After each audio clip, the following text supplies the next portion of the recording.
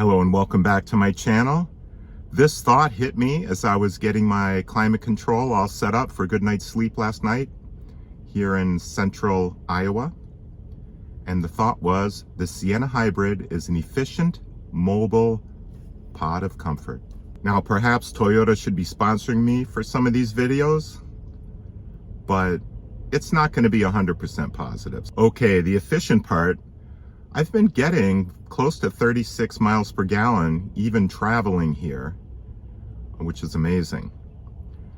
Now at times I go the speed limit, I don't push it too fast.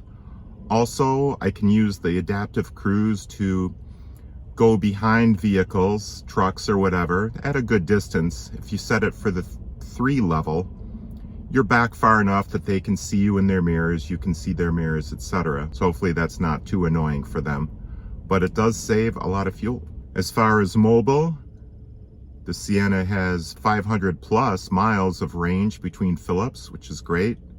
And in my particular Sienna, the all-wheel drive gets you in some backcountry areas, which is really cool. Obviously, there's limits on how far back you can go, as I've talked about in the past with the ground clearance, etc.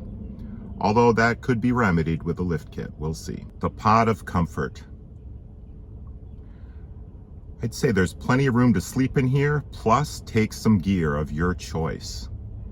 You're able to live like you would in a house or apartment with setting the thermostat, and there you go. As far as space goes, you have a good 8 feet of length from the back of the seats to the back, and I know that because I put a 4x8 sheet of plywood as my base, and the width is at least 4 feet, maybe a little bit more from sliding door to sliding door. So you need to decide, is that enough space for you?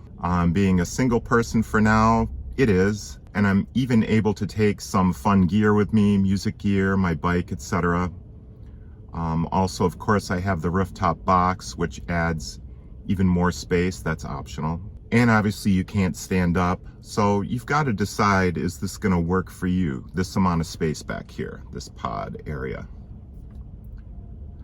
I would say at a minimum, it allows for really comfortable sleep. So I use the climate control overnight as needed for a good night's sleep. Do not underestimate how important a good night's sleep is, especially on the road. I also use the climate control sometimes to take a break during the heat of the day. Rather than going somewhere, if I just want to chill, I can fire it up and get some comfort that way. So it's hard to underestimate how nice it is, actually. You know, like I said, you set a thermostat for your level of temperature, and it's kind of set and forget, kind of like you would be in your apartment or house. And everything I've said holds true whether you travel a lot of miles, which I have in the past few days, or travel little miles, just kind of hanging out in an area for a while. Now, none of this is free, of course. It comes at a cost. There's the initial purchase price of, I paid $42,000, which is a lot of money.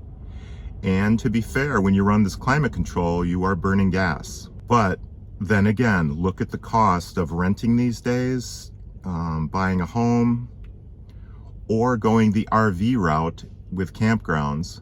You know, nothing's free no matter what you do when you're living out of a vehicle.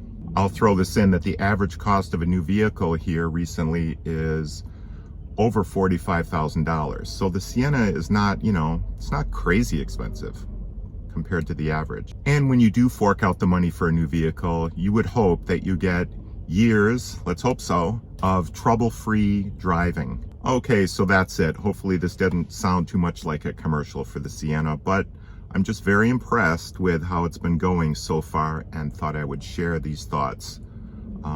It's an efficient, mobile pod of comfort. Take care. We'll see you.